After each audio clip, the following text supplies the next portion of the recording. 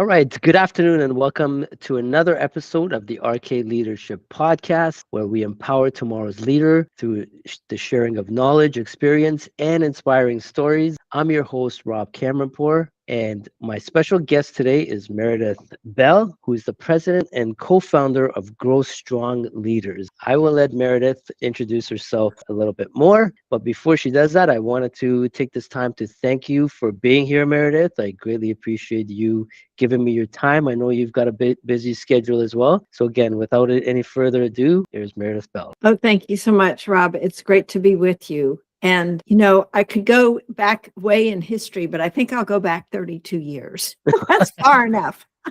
Fantastic. As you mentioned, I'm the co-founder of our company, Grow Strong Leaders, and my two business partners and I have worked together now for 32 years. Wow. And initially we did consulting, and eventually we decided we wanted to scale and have greater impact by offering software products that could reach more people. And so our first one was 360 feedback. And just last month, in January of 2024, we celebrated 30 years of introducing our very first 360 feedback product. Wow. So we've been in this business a long time and feel that that is so important in helping leaders find out where their strengths are and where the opportunities for them to grow, learn, and change behavior that will make work life better for everyone. And then the other piece that we have for leadership development is on the development side, where we've created an online tool with videos and books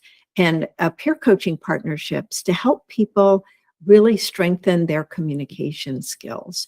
Because, that's a key reason people leave a job, is they are so unhappy with how communication is handled, and in particular between themselves and their bosses. And so we are just on a mission to help people transform the way they communicate with each other, so they're not only more fulfilled and happier at work, but also with their families, because these skills carry over into every aspect of a person's life. I also have a podcast called Grow Strong Leaders, which I've had for 4.5 years, where I interview leaders who are really committed to their own development, and also to the giving the people who are in their either team or entire organization opportunities to grow and learn. Because I fundamentally believe that's a core aspect that brings fulfillment to each one of our lives when we can grow and learn. That's right. No, absolutely. Thank you so much for sharing that with us. I've got a lot of questions around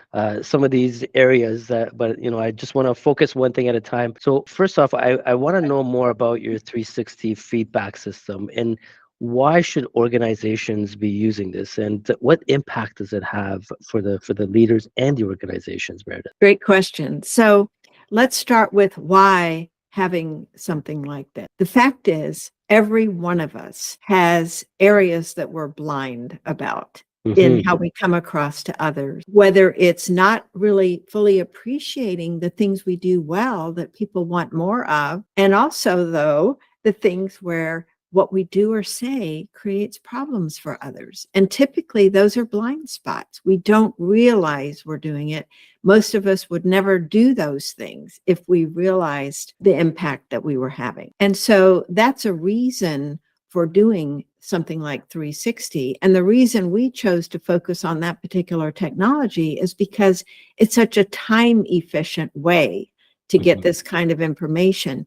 It's very time consuming, and some organizations do this. They'll bring in an executive coach who will have individual one-on-one interviews or conversations with all the people who interact with a specific leader. And that is certainly one way to do it, because you can notice, nuances in someone's response or go deeper with their answer to a specific question. It's not practical, though, as an approach to use with everyone or all the leaders in an organization. And so 360 is an effective and time-efficient way to gather input from others. And it helps to have a tool like ours that has a library of questions that can be customized based on, for example, the level of leadership or the specific leadership behaviors that an organization values. because that can vary from one type of organization to another. So one of the reasons we've had clients that have worked with us for more than 20 years is the customization capability of Hmm. our particular tool, so that you can either use our questions as is, edit them, or not use any of them and add your own. So there's a lot of flexibility with that and many other features. But the benefit is that people then receive this report where there are anonymous ratings and comments, but they're organized by the types of raters. So you may have breakouts, say, from manager, peer, direct reports, different groups of people that have firsthand knowledge of that leader's performance and behavior. And the other thing that makes it nice is with ours, you can actually assign certain questions to certain rater types so that they're not presented with questions for which they have no firsthand knowledge, because that's a big mistake. These days, people have short attention spans, so we recommend, having as few questions as possible that really address those core behaviors that are so important for a leader. So when they get their report, they're able to see, where did people say I'm strong? Where are areas they'd like to see me change? And our particular tool provides very specific suggestions for actions they can take to improve in a given area that's rated low. Because, oftentimes, Rob, when people get a low rating on a 360, it's been a blind spot for them. They're Yes. surprised. And so they're not sure, what am I supposed to do? I don't know what I'm doing wrong. So our report gets them started by suggesting some things that they can do. And ideally, they sit down with their own manager or a coach or some other person who is able to help them look at their report and glean from it the most important takeaways. Because, the bottom line of a 360 really is to help a leader become more effective in doing their job and in bringing out the best of others. That's really the whole goal of it. Absolutely. No, I actually, I love it. And, as per our previous conversation, I used to do engagement surveys with my team. So I find a lot of value in that.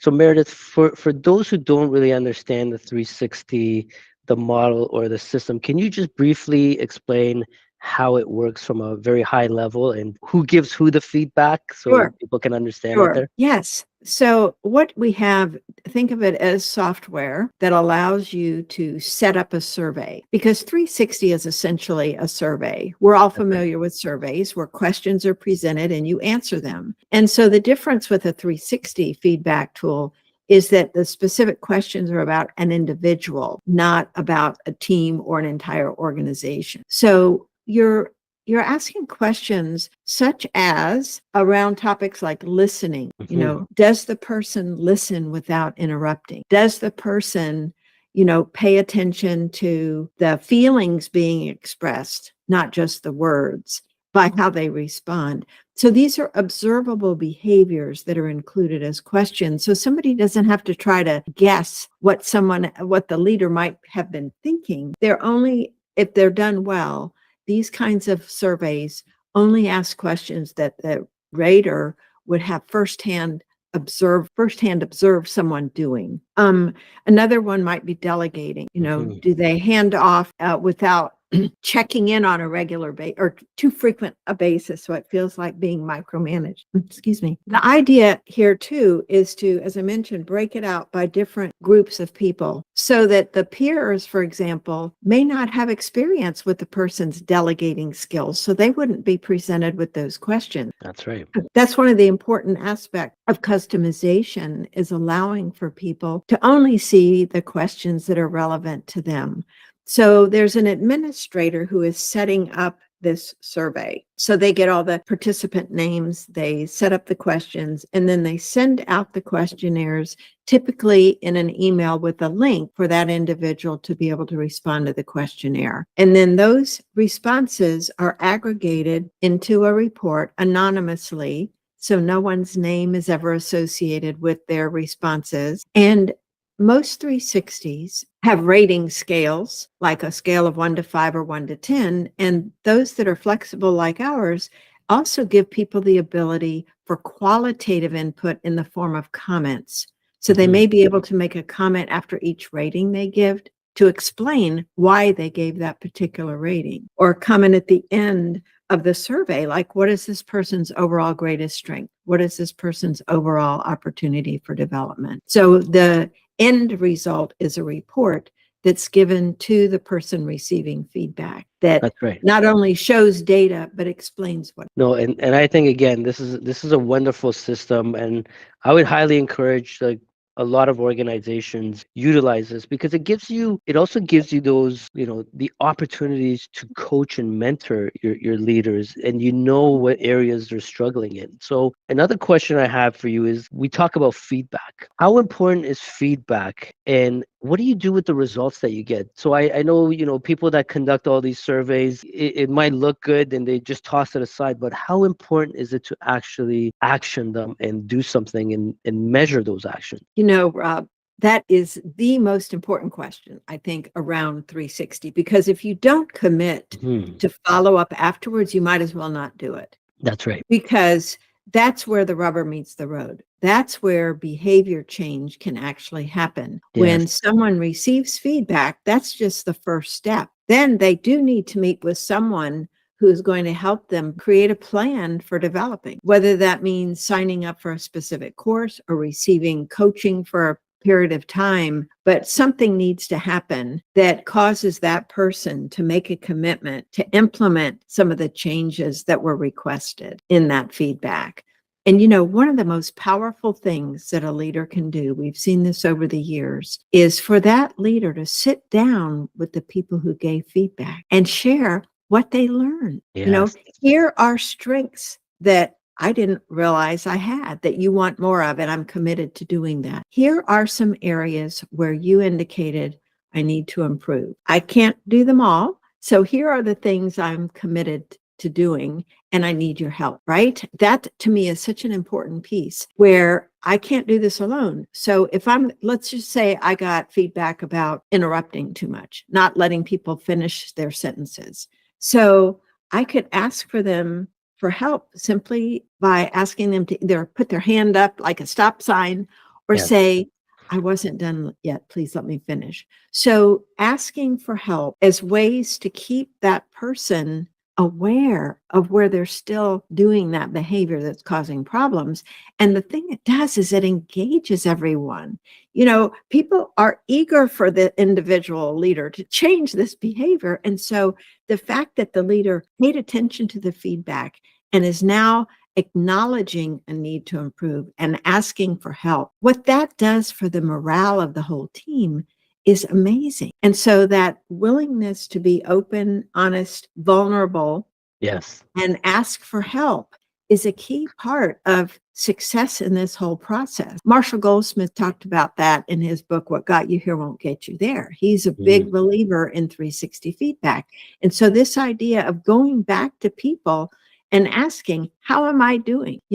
What could I do to be even better in this area that I've been focused on? Are you Yes. seeing any difference? That kind of going back to people reinforces to them that you are committed to this process. And you know what else it does, Rob? It helps them realize they can own up to their mistakes too, or places where they aren't perfect. So it creates that psychological safety, Yes. that openness that's so important to freeing people up to giving their best at work. Absolutely. No, I couldn't agree with you more, Meredith. And I think you nailed it when you said we all have our blind spot. And we're not aware of where our weaknesses or opportunities lie. And sometimes we don't even know where our strengths really are because we only see a piece of ourselves. We're in our own little bubble. And I think this is again a fantastic way for leaders to be strong enough and have the courage to say, hey, I'm open to self-improvement and I want to grow. And leadership it's about constant growth because I don't think you ever master leadership. You're always Mm-mm. striving towards it, but what does mastering leadership really mean, right? So I think this is an actual like fantastic tool, and I would definitely be on board with something like this, and I'd highly encourage, like I said, organizations to get this. Now, Meredith, when people talk to you about, okay, I'm investing this much in a system, what's my ROI? How do you quantify an ROI with organizations, or does that, come up at all with? Well, it does come up. And I think there's not the same kind of ROI that you might look Yes, at with other kinds of tangible investments that you make. Because that's right. with leadership development, there are a lot of variables that come into play. But one of the things you can do with 360 is you can give an assessment, let's say in January, and do a reassessment in December with the same individuals receiving feedback and the same people giving feedback. And you have a measure there that shows the difference between that first assessment and the second assessment so that you can see, have they made improvements? Yes, Because the more you can demonstrate there have been improvements where people are rating the leader higher now in these areas that were once rated low, that ties back in directly with employee engagement, retention. So you have turnover issues that aren't directly, measurable from this, but the implications are that if people are seeing this leader as being more effective, the odds are then greatly increased that they're going to be happier in their work and feeling more satisfied. So there's that kind of a measure that you can take before and after an assessment. And of course, the key is what's happening in between those two measurements, which is what we that's just right. talked about. There's got to be a development plan. There's got to be a commitment to making changes, or those scores are going to be the same in between. So that's an important, I think, decision point, discussion point for an organization to make. And something I forgot to mention up front to make the whole process of 360 go more smoothly is educating everyone up front about the purpose of this so Mhm. that people aren't just one day receiving this questionnaire and not having any context for it, but to explain why we're putting 360 into place for both the leaders who are going to receive feedback and anyone else that's involved in giving feedback so that you ensure that the feedback that's given is high quality because people understand their responses are anonymous, that they can share comments, and that the purpose is to give the leader some ideas of what's needed going forward. So we're not trying to rehash the past. We're looking at where do we want this person to be in terms of how they interact with others going forward. That's right. And like you said, I've actually seen these kind of surveys go out where A, it's not explained properly, and B, nothing gets done about it. So again, what happens there is you kill that trust between you and your team, and they'll never give you any honest feedback, and you have to action it like you said, and you have to build that trust with them to say, okay, look, we're gonna do this, we're gonna action it.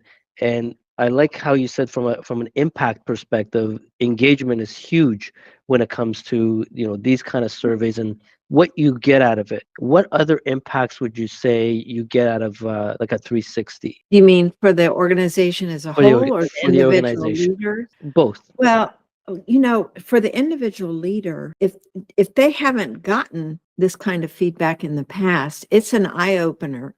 Many Yes. times they're a little anxious about what am I going to find out?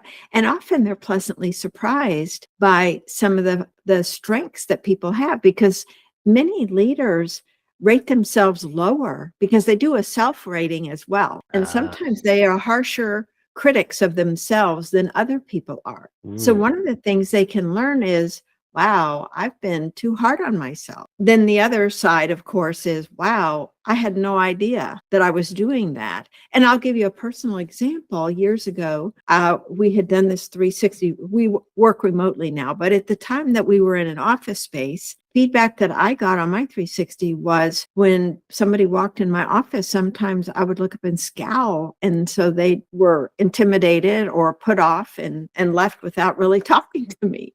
And I had no idea I was doing that. And what happened was I would be in the middle of concentrating on something. And so I mm, would look up and I guess either my attention was, interrupted from what I was doing, or I didn't close my door or tell them I need focused prime time right now. Please don't interrupt me unless it's an emergency. So I learned a lot about what I needed to do to be more clear with others. Hmm. And I did talk to them as a team to let them know I apologized, which is a biggie for a leader to do when they get feedback that has been causing problems for others and they didn't know it, is just to be willing to say, hey, I apologize. I didn't realize that I was coming across this way. And here's what I'm committed to do differently. What else can I do that would be helpful for you for this particular behavior or this situation? So from the impact of the individual leader, it's an opportunity to learn Yes. about themselves, increasing that self-awareness, both Awareness. in how they rated themselves and how others perceive them. And of course, for the team, depending again on how that leader responds to the feedback and shares what they learned with their team, it can have an enormous positive impact because people feel involved, they feel heard, they feel the time they invested in completing that questionnaire was well spent because they see the person is genuinely interested in learning. And of course, as a whole around the organization, as leaders respond in this way as a group, then the whole atmosphere can change if they're open to it. And I'll share an example where this one consultant used it. It was kind of a 360 embedded inside a larger survey Hmm. about the organization. It was a hotel, and the manager was noticing a lot of absenteeism and turnover, and he wanted to get at the root cause of it. Well, it turned out he was the root cause of Oh, it in jeez. the responses that people shared. He was a micromanager. He just was too strict and rigid. And there was so much he learned about himself that he had no idea he was coming across that way because he felt he was coming from a place of caring about doing a good job. And he didn't have any idea of the impact that he was having. So he was very honest with everyone and talked about what he was doing. He worked with a coach. And over time, he made major changes to the point that when that coach went in to the building after a certain number of months, she had people coming up to her and saying, thank you. You know, we really like coming to work now. This place has really changed. He Nice. made that commitment and he was honest, open, and vulnerable with others to say, hey, it's on me to make these changes. And so over time, they came to trust that Yes. these changes were real and were lasting because he had at the core of his values that I care about other people, but his behavior was not demonstrating that. That's And it right. was undermining trust. So it's that kind of impact that can have not just on the lives of the people doing their jobs, but guess what happens when they go home and they're Yes. happier people and not feeling so stressed Yes. out and unhappy with what's happening at work. So the ripple effect of this kind of information is life transforming in a variety of ways and areas. I couldn't agree more. And I always say that, if you're stressed at work and, you're dealing with a lot of crap at work, when you take that home, it impacts your family, your kids, everybody, right? Like you said, it does have that ripple effect. Meredith, I'm curious to know if your organization actually gathers the data that gets filled out by these various organizations and these surveys? And if so, what would be the top three areas that you see leaders struggle with? Well, actually, the people who use our software have the access to their own dashboards. So we're not keeping this central database of Okay. things like that. But I can tell you over the years, knowing what comes up typically in these surveys, because I hear about them. Yes. And one huge one is listening. Mm-hmm. The lack of giving full attention to the person, trying to multitask. And I can guarantee you that that is something that the human brain is not designed to do. If you are checking an email while someone is talking to you on the phone and they can't see you doing that, you're not hearing what they're saying at the moment you're reading. that email. It's just the way our minds work. We can only focus on one thing. That's right. So that's a key area that comes up, is not being given enough attention when I'm talking to somebody, and also not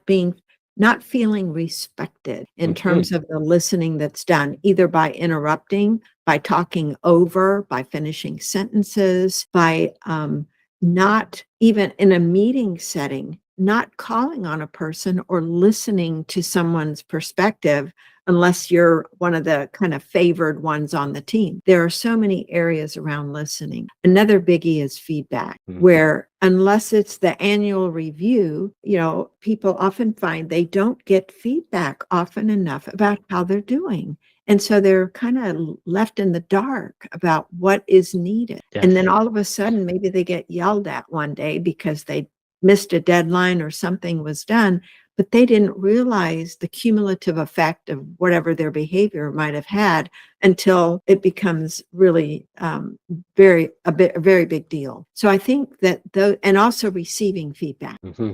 The whole area of feedback, both constructive feedback, giving constructive feedback, acknowledging and giving positive feedback for jobs well done.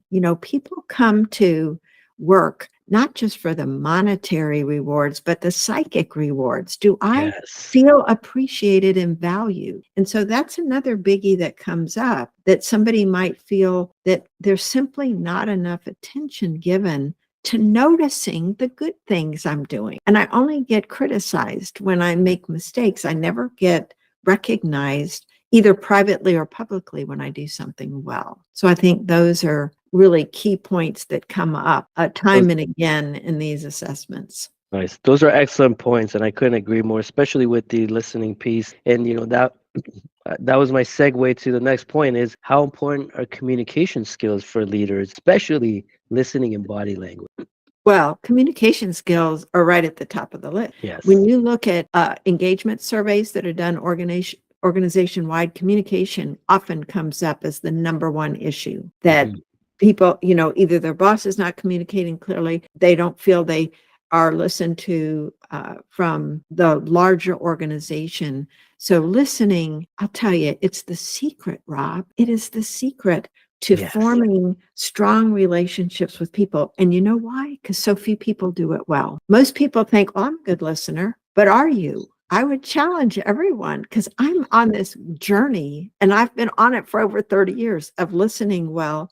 And I still get caught short, on times, because I'm human. We are all Yes. human. But if we can really look at slowing down so that we give the person our full attention to such a degree that they feel like they're the most important person in our world at that moment, that means with our eyes, with the body language of the listener, paying attention to the body language of the speaker, but we're communicating without words. I'm with you. Yes. I'm with you. And so when we do respond, it shows a level of listening, because we're really working hard. And by the way, listening is not easy. It's a hard skill. I hate the word soft skills, because these are some of the hardest skills. I call them power skills now, because listening Yes. is truly powerful when done well. Because when any human being feels that another person really gets them, because they're able to state back, here's what I'm hearing you say, here's what I'm getting from what you're expressing to me. If we can really capture not just the words, I'm not talking about parroting back what they said, but capturing the emotion behind their words, so that we can say, it sounds like you're really frustrated right now with this, or I can tell you're very angry about what happened here, and give the other person a chance to respond, whether we got it or not. They might say, yeah, I'm angry, or no, it's not that. Honestly, I'm hurt. So we're opening the door for them to tell us more. And another aspect of listening that's so critical is simply curiosity. Yes. And that means asking questions out of a genuine desire to understand more about what's going on, and to keep an open mind. To me, curious is, well, tell me about that. I want to hear more. I want to learn more. One of my favorite quotes around listening and curiosity is from one of Steve Chandler's books, and it's on how to get clients, interestingly enough. And I'm not quoting him exactly, but the essence of what he says in this chapter on curiosity is when you're curious, the other person feels your curiosity, and what they actually feel is love. Now, Mm, think about that. wow. Now, when I'm talking about love, I'm talking about caring at such a level the person senses it and feels it, not, of course, in any romantic way, but in a way of, as a human being, feeling that, oh, somebody gets me. That's right. And that kind of commitment to listening until you do have the message of what the other person is saying, that takes work. And other people who are trying to speak appreciate it when you give voice to what they're trying to say and help clarify their thinking, because all of that ends up leading to greater results, greater relationships, Yes. Yeah. a happier workplace where people want to give their best because they've got somebody that they see is in their corner. Now, having said that, I want to emphasize that that doesn't mean being soft with them and letting somebody get away with things. We still want to draw out the best of them and challenge them to be their best selves. And we do that by demonstrating that we see the greatness within. Yes. It's so easy to criticize where somebody has fallen short, but when we help them see within themselves what's possible, because we see their capabilities and they may not, that is one of the very best gifts we can give another human being. And they're going to want more of that. They're going to love working for a leader who does that because it's so rare. That's right. And that's genuinely caring for somebody as a human being. And it's Mhm. part of that growth and development that everybody wants. It's very rare that you see people content with staying put in one level. Everybody wants to grow and develop to something. And you as a leader helping them, that's where they appreciate what you've really done for them. And it's being able, like you said, to listen to them carefully, actually listen to what their wants are, what their goals are, what they're determined to do, and help them build that roadmap for them. So those are excellent points, Meredith. Now, another aspect of leaderships that in the organization and what they deal with is conflict, workplace conflict. How do we deal with conflict as a leader, and how would you train a new leader to handle conflict? Well, I think the first thing is to help them recognize it's natural. Mm. Anytime you have two human beings working on something, whether it's a spouse, a coworker, a leader, direct report, whatever the relationship is, there are going to be differences. Yes. So, not viewing it as something to be dreaded or avoided, but an opportunity to really learn and understand where someone else is coming from. So, in order to deal with conflict effectively, I think there's a couple of things to keep in mind. One is it's not personal. It may Yeah. seem like it's about you, but there's something that other person wants and needs that it's important for you to discover what that is. So we always talk about, what somebody says they want, if it's in opposition to what you want. And conflicts are typically related to actions. You want this action, they want that action, as opposed to opinions. This is something we need to get done, but we have conflicting ways of the result we want to see or how we get there. Doesn't matter, but there's differences. So one thing that is tempting to do is sort of like what some parents do. You're going to do this because I said so, right?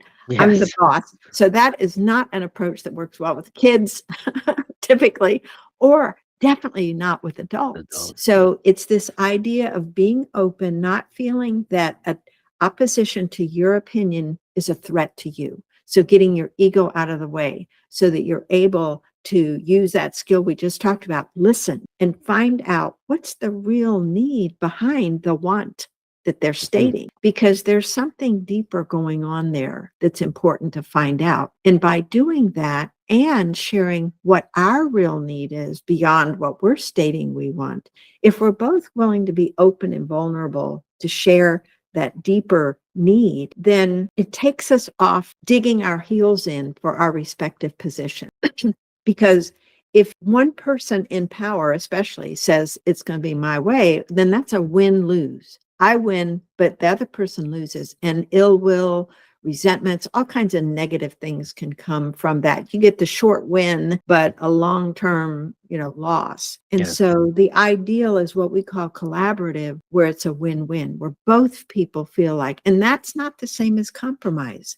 Compromise is I'll give a little, you give a little. In a win-win collaborative approach, what you're both willing to do is set aside your specific stated wants for the moment and explore what are some other ways we could get to that goal that we haven't considered yet. And you brainstorm options. Mhm. And from those, you talk about which ones would be acceptable to both of you, that you would feel good about saying, giving a thumbs up to that, not just a sideways, but I can support that. And so going through that process requires not judging any that happened in a brainstorming session, because remember, brainstorming is for generating ideas, not judging or evaluating them. So you get all the ideas on the table, and then you take the pros and cons of each one and decide what would work for me.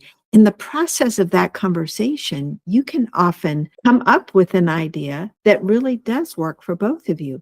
It requires a willingness to set aside the need to be right and have Yes. your way. I think that is so critical to conflicts.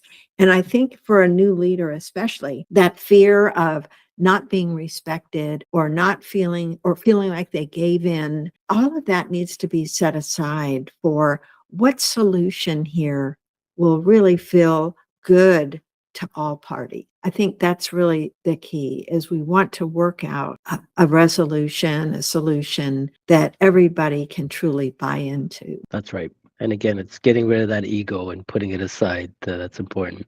Mhm. Now, I know you've been probably asked this question many times, so I'm going to ask you again. You mentioned that you've been, partners in in your organization for about 32 years now. So my question to you would be, and that's longer than some marriages and relationships and partnerships in business. What is the secret to, and when we talk about conflict, communication, and all that you put together, how are you guys, the three of you, able to keep that partnership for such a long time? And what are some of those takeaways that you can share with people to help them kind of build those kind of relationships, Meredith? Thank you, Rob. I love being able to answer this because, we've had our highs and lows over the years, just like a marriage would. Yes. But I'll tell you what is important from the get-go is shared values. Mm, We had the commitment to build a company that had a positive impact on leaders. And in terms of how we treated our employees, how we treated our customers, we needed to be aligned in those values, being fair, doing the right thing, even if it cost us, being willing to acknowledge when we've made a mistake as a company, to all those that were impacted by it. So that the stated values, it helped. I will tell you that Denny and I had been teaching communication skills for a while before we came together. But he and Paula and I, all three of us, had worked on developing communication skills. And I think that's been a big secret for our success, because we don't let things fester. We nice. bring it out. We talk about, I really didn't appreciate the way you talked to me in this particular setting, or I don't agree with this direction. And so we have a very collaborative approach to decision making, and we talk it through until we all are in agreement with specific decisions that we make. And I think that that's important. One of us hasn't felt the need to have power, over the others. We each have our own unique roles. And what's been beautiful, Rob, is over the years, we've refined those to the point we really each get to work in our zone of genius. And Yeah. that has been so fulfilling. I'm the marketing and salesperson, so I love forming relationships with people and being able to share about what we offer. Denny is the writer and just real strategic thinker. And Paula is amazing on the technical side. Our clients love her. So we express appreciation to each other too. I think that's another key.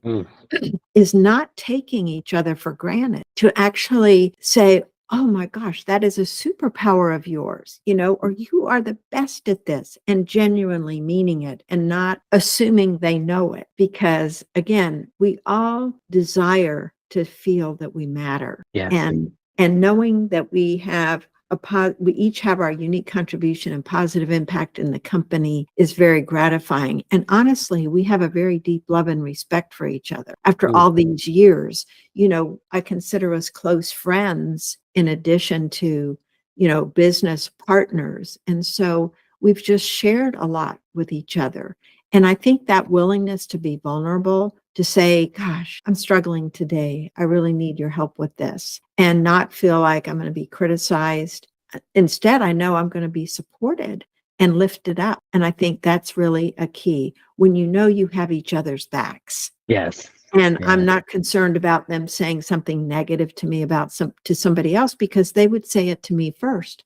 We have that open, honest, direct communication that I think is critical. If you find yourself criticizing someone about something that you haven't addressed with them directly, you are stirring things up instead of bringing them to a resolution. And I think those shared values about how we treat each other, how we treat others, is a key part of what's made us successful. No, I love that, Meredith. And what resonates with me is the shared values, because I've now kind of taken that and I've included in our hiring process. So I always, one of the questions I ask during my interviews is, what are your top 5 values? And if they don't align with our values in the organization and what we've created, it's never going to work out, in my opinion. And, you take that to any sort of relationship. If your values aren't aligned, it's going to be very difficult for that relationship to work. And that's been kind of looking back at my experience over the years. I think you nailed it. And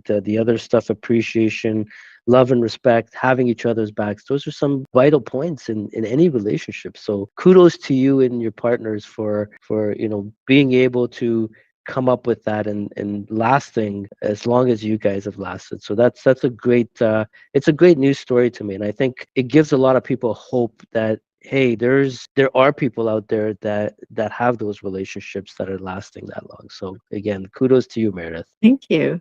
Before we wrap up, I've got a few other questions. One would be, what would your advice be to young leaders or young people who want to get into leadership roles? What advice would you give them? I think a key thing is work on your own self-awareness, so that you notice your own emotions, reactions, what seems to trigger you. Because to be an effective leader, self-awareness is number one. Yes. So that you can manage yourself. It's all part of emotional intelligence, right? Yes. This ability to manage yourself, because you can't really manage others or lead others effectively. And so I would also advise them, circling back to what we talked about, to learn how to become a deep listener, so that others really understand that you're working to get their meaning, not just the words that they're saying. And develop a curious spirit and keep an open mind, because it's too easy to form an opinion and then stick with it and try to convince everyone that's the right one, when in fact there's so many ways you can learn from others. So if you stay curious, keep your mind open, that you don't have to have all the answers. People aren't looking to you to have all the answers. They want guidance, direction, but they also want input. So I think those would be some tips for someone who's a new leader that I wish I had had when I was starting my own leadership journey. Excellent. And you're not the first one that's mentioned self-awareness, and I love that, because that just shows the consistency in those answers and what other leaders would provide. So I love those answers, Meredith. Thank you. So we've reached the part of the show where I ask some rapid fire questions. Okay. And if you can give me the answers that come to the top of your head, what is your unconventional definition of leadership? Recognizing the greatness in others and helping them see it in themselves. Nice. What is the toughest emotion to control as a leader? Fear. Excellent. Yeah, I think because of it underlies so many other emotions. Yes, absolutely. You got it. And where can people find Meredith? I'm on social media on LinkedIn, Facebook, and Twitter or X, and our website, growstrongleaders.com. There's a contact, form there if you wanted to get in touch with me, and I'd be delighted to connect with you on any of those platforms. But I'm probably most active on LinkedIn. I have a Nice. bi-weekly newsletter that people can subscribe to. Awesome. Thank you. Again, I wanted to take this time to thank you so much, Meredith, for your amazing, experience and knowledge that you've shared with the audience. I'm sure there's a lot of key takeaways for a lot of people. And if, anyone wants to improve their leadership skills, these are the conversations and these are the, valuable insights that you should be taking in. So again, thank you very much, Meredith. I greatly appreciate your time again. And for our audience, thank you very much for tuning in. And hopefully we'll all see you in the next podcast. Thanks, everybody.